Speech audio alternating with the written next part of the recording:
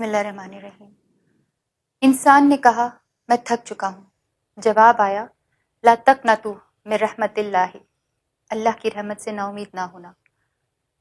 اتنے دن کی خاموشی میں جواب ڈھونڈ رہی تھی، اپنے اندر سے کبھی اللہ سے شکوہ کر رہی تھی۔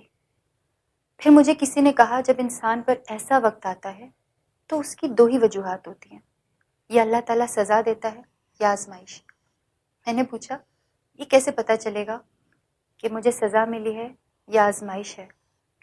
تو انہوں نے کہا کہ اگر اس وقت کے گزرنے کے بعد میں گناہوں کی دلدل میں دھنس گئی تو یہ سزا ملی ہے، اگر میں نے اللہ تعالیٰ سے رابطہ کر لیا، اللہ کے راستے پہ چل پڑی تو یہ میری آزمائش تھی۔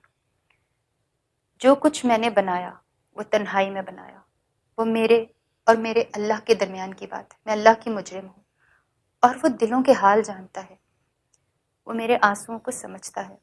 اللہ تعالیٰ تو کہتا ہے ان اللہ لا یغفر ان یشرک بہ ویغفر ما دون ذلک لمن یشاء ومن یشرک باللہ فقد افتری اثما عظیما۔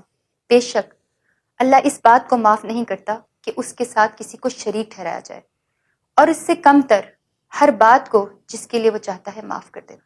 پھر اللہ تعالیٰ ایک اور جگہ کہتا ہے قل یا عبادی الذین اسرفوا علی انفسہم لا تقنطوا من رحمت اللہ ان اللہ یغفر الذنوب جميعا انہ هو الغفور الرحیم۔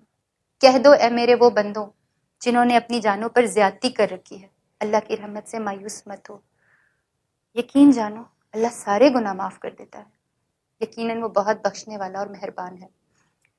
جب میرا یہ ڈیٹا لیک ہوا تو ایک دم سے پوری دنیا میں وائرل ہوا، تو بہت سارے لوگ میرے پاس کام لے کر آنا شروع ہو گئے، ٹی وی کمرشلز، فلمیں، ٹی وی پروگرامز، کانسرٹس۔ جیسا میں ہمیشہ کہتی ہوں کہ نیگیٹو وائرل چیزوں پر انفارچونیٹلی ہمارا رد عمل ہوتا ہے۔